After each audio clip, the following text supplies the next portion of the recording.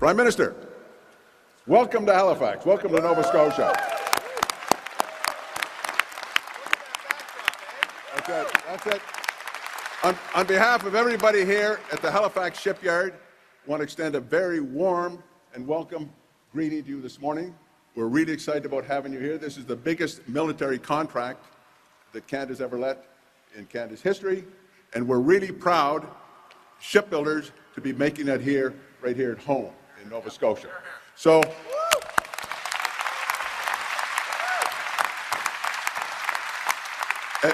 as well, we want to let you know there's over 4,000 Nova Scotians, direct employees and contractors working here in Nova Scotia, and over 9,000 across Canada. It's a big Canadian project, and it's first class, and I can report to you, sir, we're on schedule, and we're making it happen for you, and we really appreciate the latest contract we got of the new warships, the River class. So thank you and your government, appreciate it. And folks, let's give the Prime Minister a big round of applause. Welcome. Thanks very much. Okay. Thank you, Jim. Alors, merci. Thank you, Jim. Bonjour tout le monde. I'm going to start. This is what Canada Strong looks like. This is what Canada Strong is. And I'm thrilled to be joined by Nova Scotia MPs and candidates Shannon, Darren, Lena, Jaime, Cody, Jessica, Braden, and Alana. And this is what a strong government looks like behind me. Thank you very much, everyone, for joining. You know, I don't have to be asked twice to come to Halifax. In fact, I insist on coming to Halifax. I've been coming here for decades for vacations, for business. I love jogging in Point Pleasant Park, dining on Argyle Street. In fact, I can't exhaust all the restaurants. And it's great to be back in Nova Scotia for today's announcement because it ties in with the province's long history with the sea and its proud legacy of shipbuilding from Yarmouth to Pictou, from Lunenburg, and of course here to Halifax. Je suis très content d'être ici à Halifax pour parler du futur, dans une ville chargée d'histoire. C'est près d'ici, à Pier 21, que tant de gens qui ont bâti le Canada qu'on connaît aujourd'hui ont, pour la première fois, mis les pieds au pays. C'est ici que tant de soldats canadiens se sont embarqués pour défendre la démocratie, la liberté, l'humanité. Pour trop, Halifax a été leur dernière vue du Canada. Tant de chapitres de notre histoire ont été écrits ici et aujourd'hui, avec vous, les travailleurs, on a écrit une autre. It's workers like those around me and behind me who have made this city, this province, and this country what it is today. You,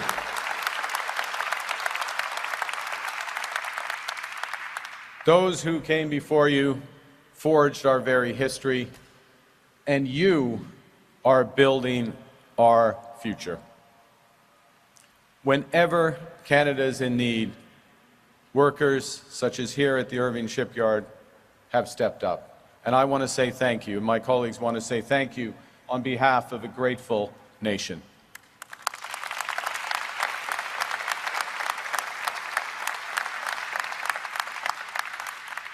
And we need you because these are challenging times.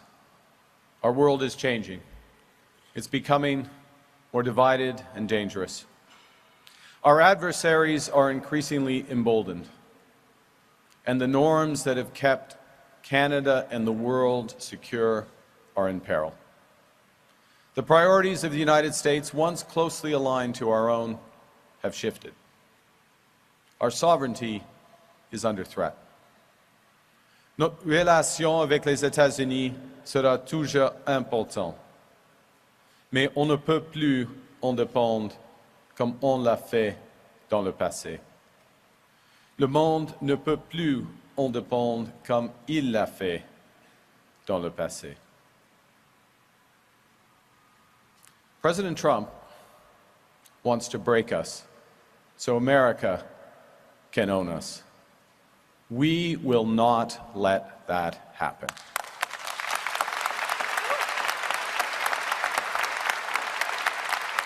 You know, as Canadians, we're over the shock of the betrayal, but we should never forget the lessons. We have to look out for ourselves, and we have to look out for each other. And that's what Canadians do. And that's what my government is doing during this crisis. We're acting to protect workers affected by the tariffs. We're using every dollar collected from our retaliatory tariffs to protect those workers, as I announced last week, because we know that we are stronger when we are together. We cannot let anyone, not American politicians or Canadian politicians, make us angry or divided. While President Trump's plan is to divide and conquer, Pierre Poilievre's plan is to divide and be conquered. His negative slogans aren't solutions. His anger isn't action. His division isn't strength. Negativity won't win a trade war. Negativity won't pay the rent or the mortgage. Negativity won't bring down the price of groceries. Negativity won't make Canada strong.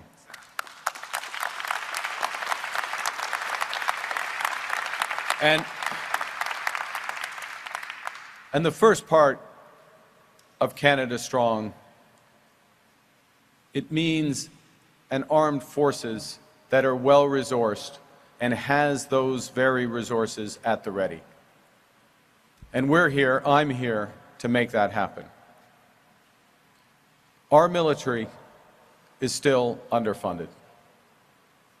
Under the last Conservative government, when Pierre Poilievre was a minister, that government was spending less than 1% of GDP on defense. And Conservatives abandoned our armed forces and shamefully abandoned our veterans, closing area offices across Canada. Since then, Canada has doubled down on our national shipbuilding strategy, which right here in Halifax is creating good-paying union jobs for Canadian workers.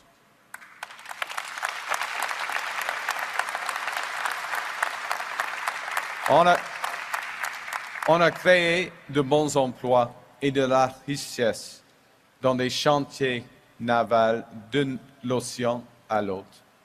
Et depuis, on a renversé la décision du précédent gouvernement conservateur qui a injustement exclu le chantier des vies. On le fait au Québec aussi. We are modernizing NORAD, investing in new technologies and working with new partners, including Australia. And I made an announcement in Nunavut last week to protect Canadians. We are building new military installations and increasing the presence of Canadian armed forces in the Arctic to defend our sovereignty, the North, and those who call it home. And since the end of Pierre Poilievre's Conservative government, defense spending has more than doubled. I repeat, defense spending has more than doubled in the last decade. But it's not enough for the new environment we're in. And that's why today I'm announcing my plan to rebuild, reinvest, and rearm. We will expand the capabilities of the Navy with new submarines and additional heavy icebreakers to defend the North. We will deliver an unprecedented acceleration of investment in our armed forces so that we can defend every inch of our sovereign territory while helping to support and defend our allies abroad.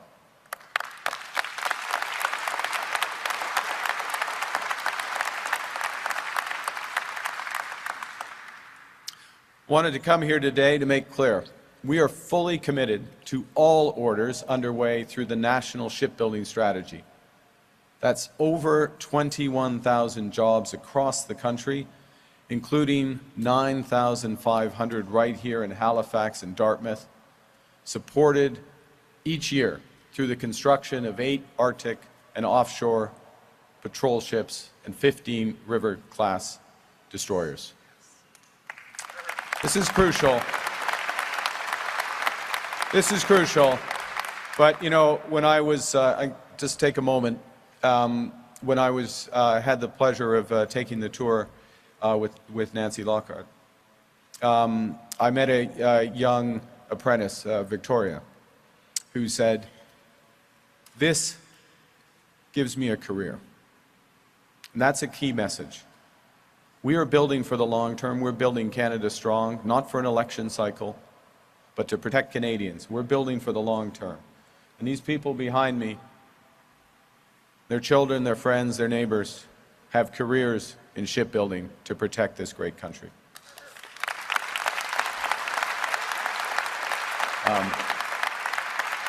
Now, we have more to do in the immediate term. We will move immediately to fill the Canadian Armed Forces shortage of over 14,000 members by modernizing our recruitment process, giving Canadian Forces members a raise, building new on-base housing, improving access to doctors, mental health services, and childcare. And we'll ensure that Canadian troops defending Canada at home have the same equipment capabilities as those defending our allies abroad. We will expand the reach and the ability of the Canadian Coast Guard and integrate them into our NATO defense capabilities. We will give the Canadian Coast Guard a new mandate and the right equipment to conduct maritime surveillance to secure our coasts. We will also create first-class drone capability that will build and deploy aquatic and airborne uncrewed vehicles to defend our Arctic, our undersea infrastructure, our borders, and yes, our allies. And when doing this, we will ensure as much as possible that Canadian companies benefit from Canadian procurements, an end to sending dollar after dollar south of the border to a nation that is threatening us. They will use Canadian steel and aluminum. They will use Canadian suppliers and companies. They will use and employ Canadian workers.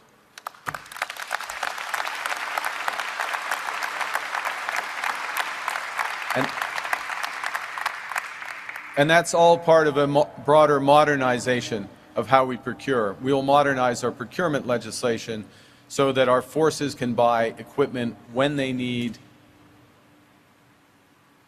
and what they need, which is now. Now, we don't want any more excuses for leaving funds on the table when we need to strengthen our defenses. Every dollar will be focused on value for money, ensuring we make wise investments in building our capabilities and getting us to our 2% NATO target before 2030. Our sovereignty faces the greatest threats in generations. The world is becoming more divided and dangerous. And this plan will help ensure that Canada is strong at home and strong abroad. My government is building, arming, and investing in the Canadian Armed Forces. My government is stepping up and fighting for Canada. We're defending our borders, our sovereignty, our minerals, our water, our land, our way of life.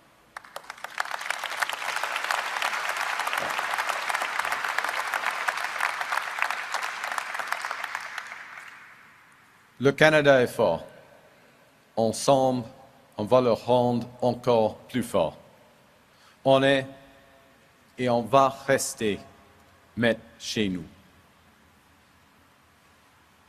finally, this is the most consequential election of our lifetimes. And my government is meeting the moment with purpose and with force. Canadians want solutions, not slogans. They want positive action, not anger. They want calm, not chaos. They want strength, not division. They want a government that will fight for them. My government is doing that, and we always will, because we know that together, we are Canada strong. Merci. Merci beaucoup. Thank you. Now I'll take your question. Thank you, Prime Minister. Thank you, Prime Minister. We'll now begin the question period. We'll take a question from the delegation and then a few local questions at the very end. First question. Good morning. Yeah. Good morning, Steve Chase with the Globe and Mail. We have a story today in the paper about India's efforts to meddle in the last Conservative leadership race. Now, your predecessor had asked Pierre Poilievre to get a security clearance so he could obtain briefings about threats. You, of course, have obtained a security clearance. You've been briefed. And that brings me to my question. Just before the election, you removed a 3-term Liberal candidate from the riding of Nepean, Chandra Arya. That's a very serious decision and a very drastic decision. You've been briefed. Can you tell us why this was necessary, and did it have something to do with his close relations with the Modi government in India?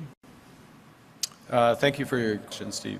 Let me say a few things. The first is that I find it beyond baffling. I find it downright irresponsible that the leader of the opposition, day after day, month after month, year after year, refuses to obtain his security clearance. As a normal course in peacetime, when times were tranquil, that's unacceptable then.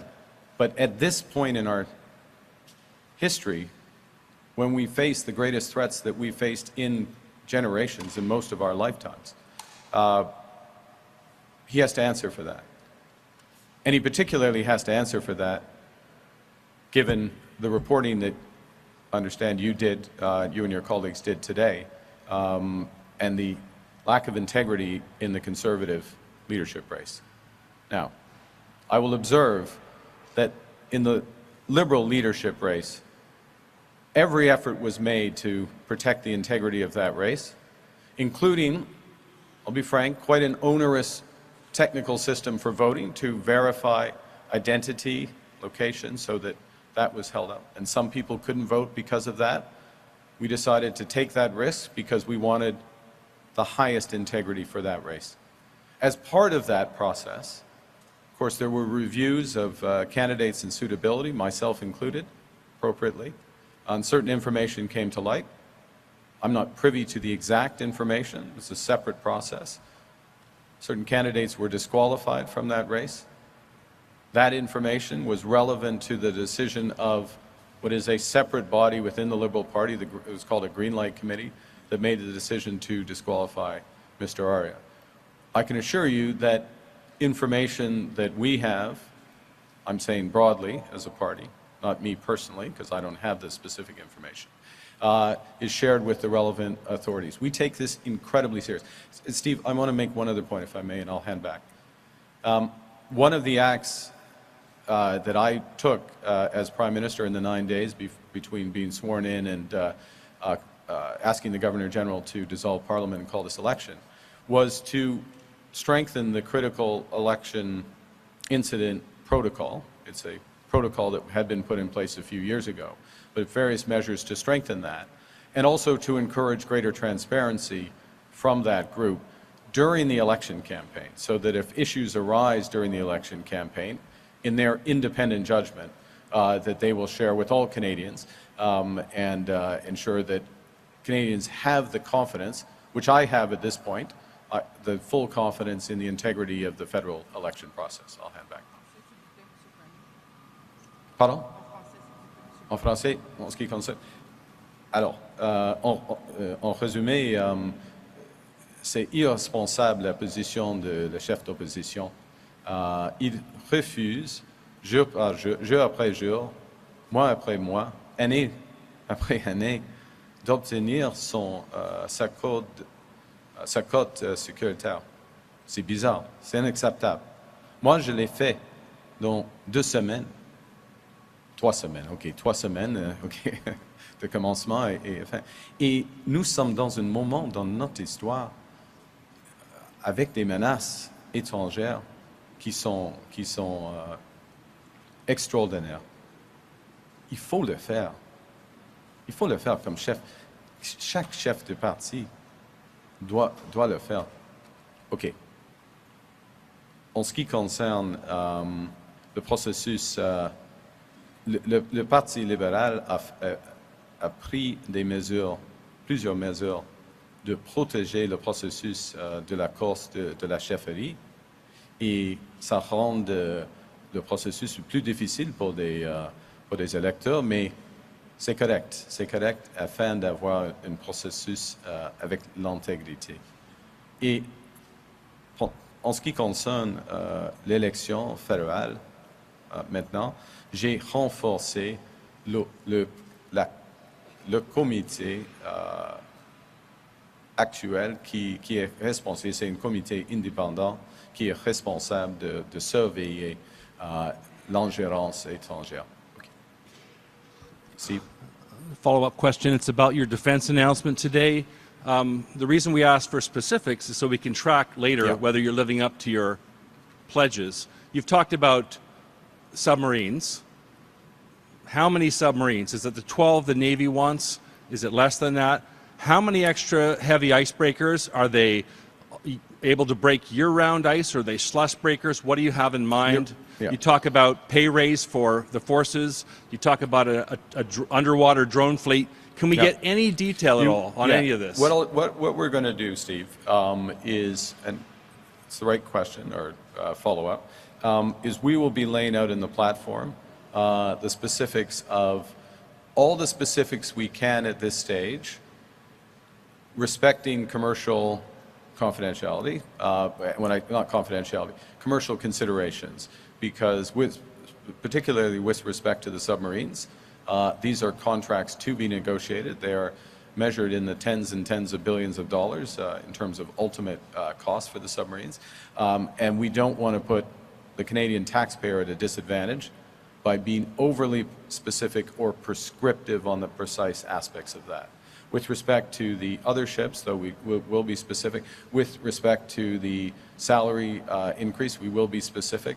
With respect to the overall defense spend, and the differentiation between operating and capital spend, but how the overall defense spend as a percentage of GDP, which is a relevant number for some, how that changes with these measures and more. We will have more defense announcements with the platform and before the platform comes out. So we will lay all that out.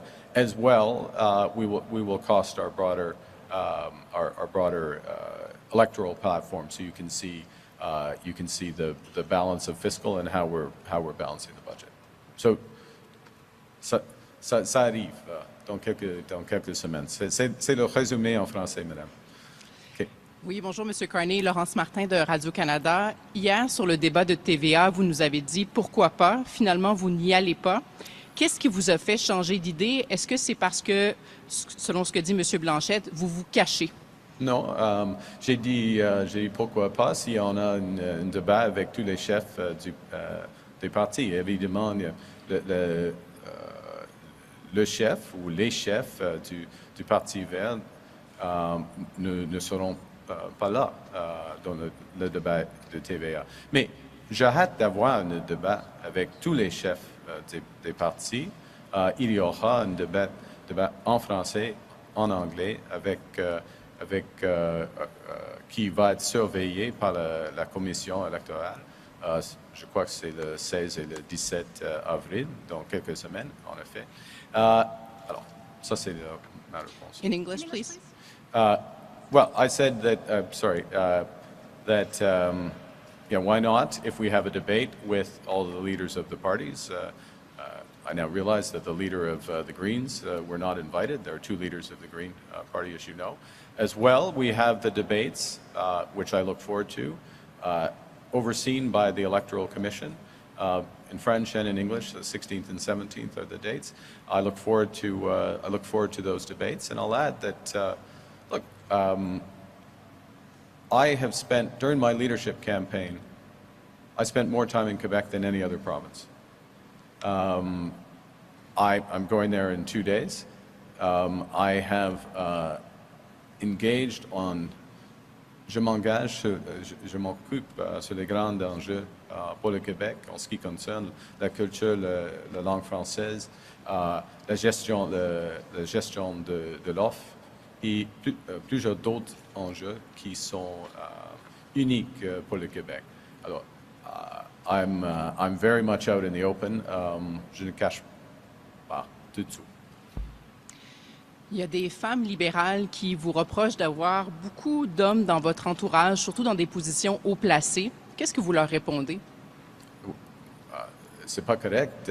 Il y a deux chefs de mon bureau. Janice Charette, elle est une femme, hein? Elle est le sous-chef, et Marco Mendicino, il est un homme.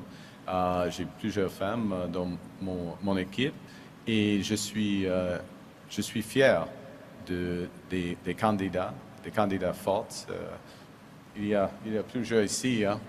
Exactement. Alors, on a plusieurs. Nous sommes unis et on va se battre pour le Canada et pour les droits des femmes. Merci. Good morning, Ashley Brooks, CBC News. Can you give us an update on your review of the purchase of the F-35 fighter jets with the U.S.? And you're here at Irving. They'll be building Canada's new destroyers. Will you commit to a review of the U.S.-made combat system on those warships? Yeah. Okay. Thank you, Ashley. So in terms of the F-35, as you know, I asked the Minister of Defense a little more than a week ago to review that contract. To be absolutely clear, whether it's the F-35 or an alternative aircraft that is doing the best job to defend our country, getting the best value for money, and part of that value for money includes the maximum economic impact here in Canada. We're here at the Irving shipyard. You can see the economic impact of this contract. You can feel it literally in the room with the individuals, with the supply chains, and the effects beyond. So on the F-35, it's a question, first and foremost, as it is for all of these investments, is it making Canada more secure, and is it doing so in the most effective way?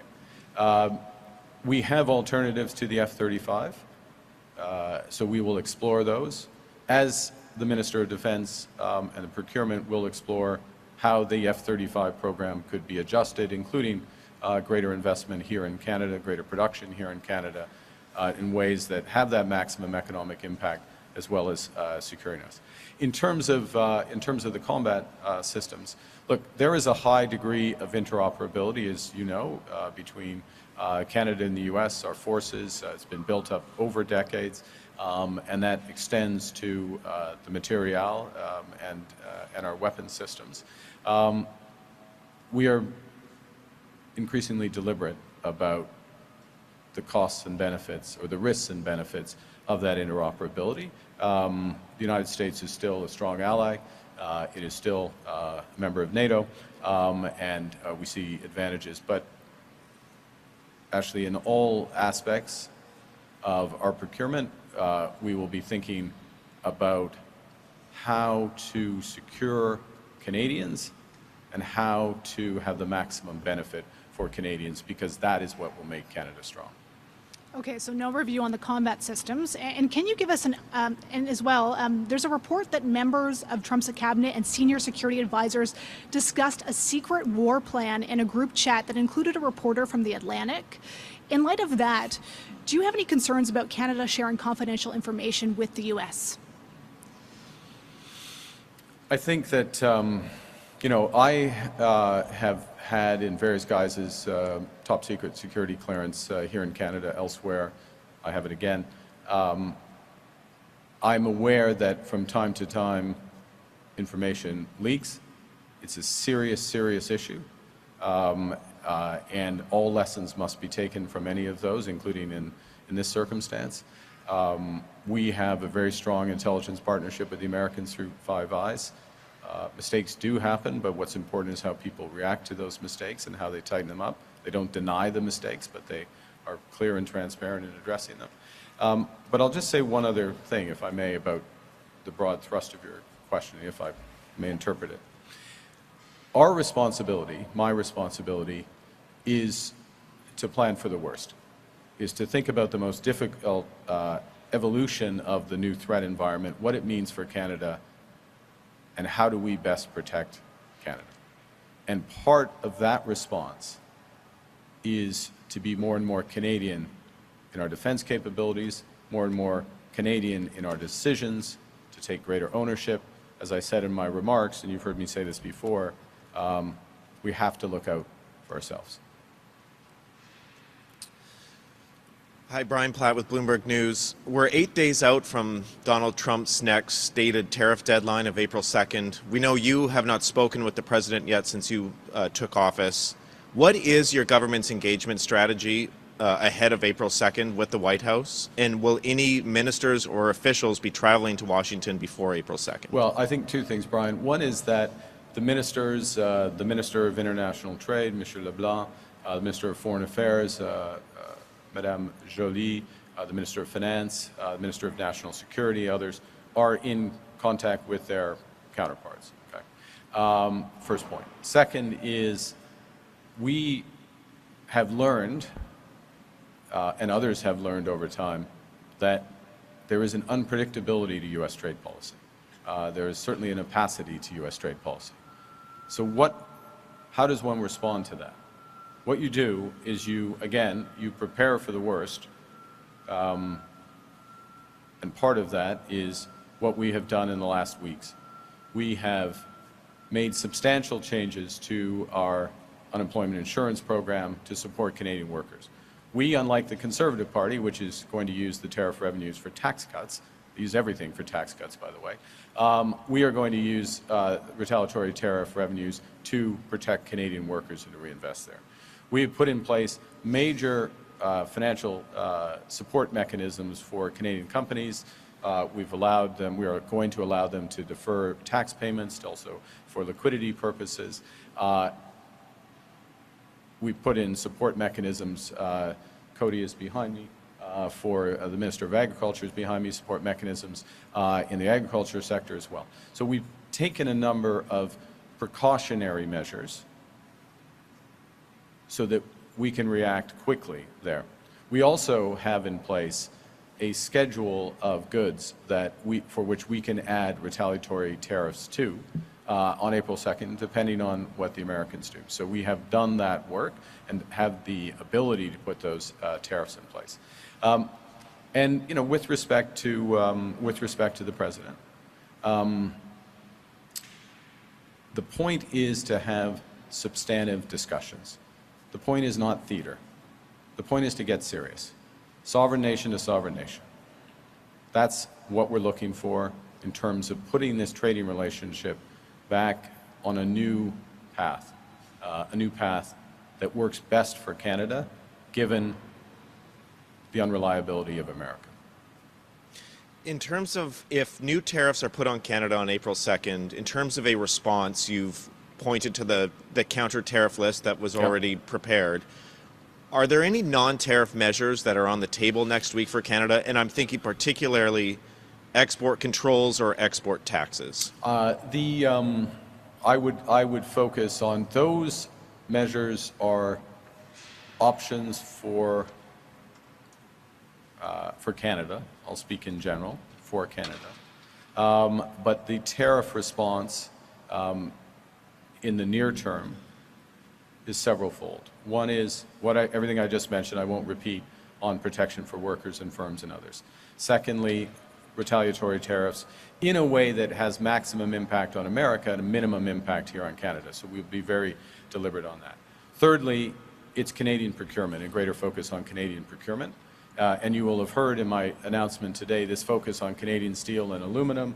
And of course, Irving can be a big part of that as we build out. Fourthly, all the measures to build our economy strong. And, that's why the federal-provincial meeting last Friday was so important, because that commitment to move to free trade in Canada, with the federal government, my government, committing that we will remove federal barriers by Canada Day, legislate to remove those barriers. This is huge. I mean, look, the people behind me have great skilled trades, and actually they have a whole career ahead of them given the shipbuilding contracts. But some of them, for family reasons or other reasons, might want to move to Alberta for a job. They're mechanical engineers, or they're electrical engineers, or they're skilled welders, tradespeople. They might want to move to Alberta, BC, the Northwest Territories for some opportunity. We're going to make sure that they can do it like that. Okay, that's a different thing. So all of that doesn't sound like a trade response, but it is a trade response. And I'll put it again. This is doing it because it's right for Canada. We're in charge of our destiny. But the other thing it does is it shows the Americans that we're strong. And we're going to get stronger while they get weaker, because they are inflicting harm on themselves with these tariffs. And that is going to put us in a better place for negotiations when they come. And that is a crucial point. We're not rushing to the table to take something. Serious discussions, sovereign nation to sovereign nation, comprehensive, Canada strong against America as equals. And that's when we will get the best deal for Canada. Okay. Yeah, local media. Your mic isn't on. Yeah. I think you said last question. Last question Is that right? before Yeah, turning okay. to local media. Okay. Thank you. Avant de médias locaux. Okay. Merci. Bonjour, Monsieur Carney. Vous venez de mentionner la baisse d'impôts promise par les conservateurs, mais vous promettez votre propre baisse d'impôts. Et ça va priver, si vous êtes élu, ça priverait le gouvernement, l'État de milliards de dollars. Et en même temps, vous promettez des investissements, notamment en défense. Donc, en quoi c'est la bonne approche de priver l'État de milliards de dollars dans le contexte où vous voulez investir? Oui, et en ce qui concerne la baisse d'impôts du Parti libéral, c'est à peu près 6 milliards de dollars par année. OK? À peu près 6 milliards de dollars par année. Et nous allons dévoiler le budget dans notre plateforme, OK, dans quelques semaines, OK, avec tous les coûts et tous les revenus, tous les changements dedans. Alors, mais il y a une différence, il y a une grande différence entre nous et le Parti conservateur. Parce que, par exemple, pour nous sommes ensemble dans cette situation. Et pour le Parti conservateur, c'est chacune à sa soi. Alors, il va réduire des impôts, une chute des impôts, M. Poilievre, et il va éliminer les garderies, il va éliminer la santé dentaire, il va éliminer l'assurance médicaments, il va éliminer les investissements dans le logement abordable. Il y a un choix pour les Canadiens, un grand choix entre les deux. Vous promettez de doubler les efforts redoubler d'efforts en recrutement. Ça fait des années que l'armée travaille là-dessus, sur le recrutement. Alors, comment les Canadiens peuvent vous faire confiance que vous allez avoir la solution, que vous allez réussir à solutionner un problème qui existe dans l'armée depuis plusieurs années? Une très bonne question. C'est une question extrêmement importante. Il faut changer le système, premièrement, le système de recrutement. Il faut augmenter les salaires. Le gouvernement vient d'augmenter les salaires pour les forces canadiennes, mais mon gouvernement va les augmente de plus. Troisièmement, il faut avoir cette idée, cette réalité d'une carrière dans les forces canadiennes. C'est une carrière, parce que nous allons investir, rebâtir les forces canadiennes pendant des décennies. OK, ça c'est une carrière. Alors c'est une grande option, c'est un grand changement d'attitude et j'ai la confiance qu'on va réussir. Merci. Merci. Maintenant, la délégation locale. To the local delegation, Okay. please. We'll do one question. Yeah, hi, Taryn Grant with CBC Nova Scotia. My colleagues just reported that Sean Fraser has changed his mind and will be taking the nomination in central Nova Scotia.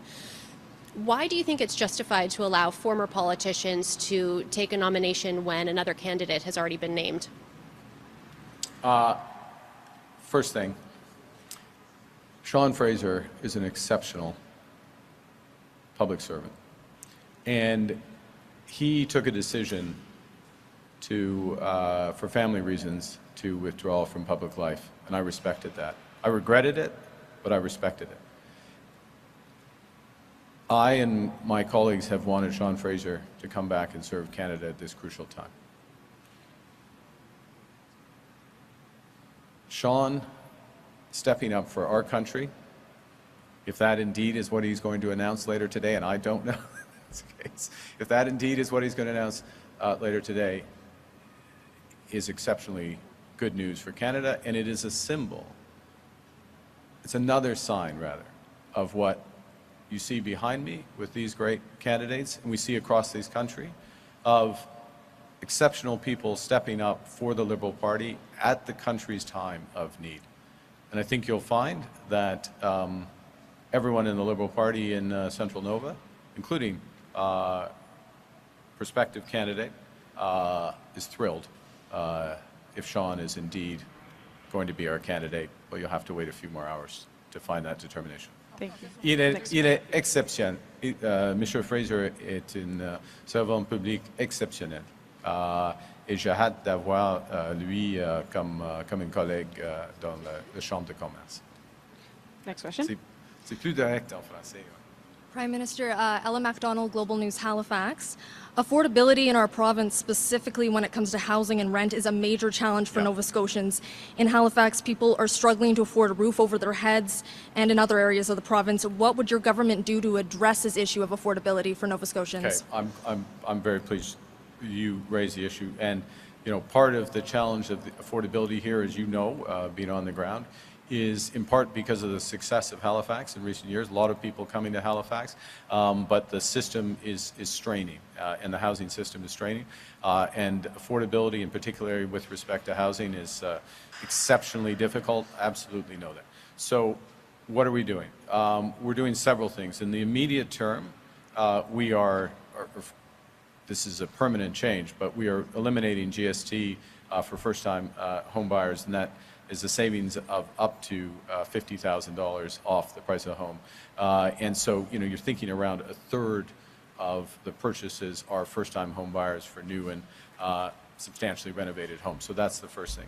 The second thing is we, unlike the Conservatives, are focused on supply. So one of the biggest impacts on supply is something that we go back to Mr. Fraser just mentioned that he put in place as Minister of Housing, is the Housing Accelerator Fund, which is a very effective way, it's proving very effective here in Halifax, Quebec City, Saskatoon, across the country, to get what are called development charges down, accelerate the building of that.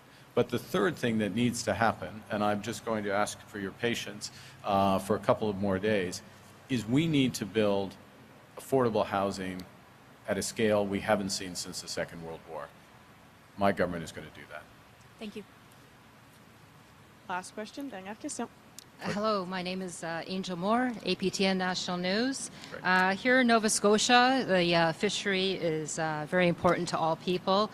Just recently, 3 Mi'kmaq leaderships of Sabaganagity, Millbrook, and Member 2 First Nations say they do not need DFO or federal authorization, and they are going to fish to assert their inherent Aboriginal rights. Do you support this? What I support is dialogue which balances Aboriginal rights, the realities of the fishery that works towards a sustainable fishery here in Nova Scotia, throughout Atlantic Canada, across this country. And it's one of many reasons why I'm proud to be standing up here with Jaime Batista, and as well as Darren Fisher, and well as the whole group, because what we bring, and this is a core point, this is a fundamental point. What the Liberal Party is bringing to this election is all of Canada. Whether it's a Sean Fraser, a Jaime Batista, Darren Fisher, okay, I'm going to get in trouble, Lena, and beyond, everyone behind me, and beyond, from different walks of life, from different experiences, different perspectives, coming together to work out problems. And so we need that, and this has been fundamental for me, is to make sure that we have a Liberal team that has, at the front line, the MPs that are putting themselves forward, that has that breadth of experience. So we're not just relying on the civil service, as good as the civil service is, and we're not just relying on consultations with stakeholder groups. And I would add as well, just on the last point, it was my privilege as Prime Minister to meet with the leaders of the national Indigenous organizations last Friday. And, you know, I made a point, final point. I made a point both in signal and in substance in my first days as Prime Minister of going back to the founding peoples of this country. The core founding peoples, of course, are the Indigenous peoples of Canada, but also recognizing le fait français avec ma visite à la France et avec le président, et puis the Wyomuni meeting with the United Kingdom. So with that, thank you for your questions. And Merci. are you the last local person? Can we? Okay, I feel that, yeah. 2 minutes, please. Yeah. 2 Thank minutes. you. Thank you, Mr. Carney. Yeah, I'm going to let... Very quick, Mr. Yeah. Okay. Mr. I'm Jacob Moore with Acadia Broadcasting. We have stations in parts of the province that really rely on fisheries. And being sandwiched between the tariffs from China and the U.S., what will you tell people who rely on that, who are worried about their jobs disappearing? Well, look, first is very focused on, I met with the Minister of Fisheries and Oceans 2 days ago, 36 hours ago, going through a number of issues around that. We have put in place a series of measures to protect workers, engagement with both the Americans, Chinese on these issues, something we discussed at First Ministers. Look, we're going to fight. We're going to fight for the fishery. We're fighting for a sustainable fishery. It's integral. I mean, look, these are people's livelihoods. It's part of who we are as Canadians. It's part of our core identity. And so no greater priority. So the message is we're there. And again, we have representation, and it's very important to have that representation at the table fighting for those individuals, and we're going to do everything we can to support the fishery through this period and for the medium term. Thank you very much. Thank you. Merci, c'est ce qui va faire la conférence de presse.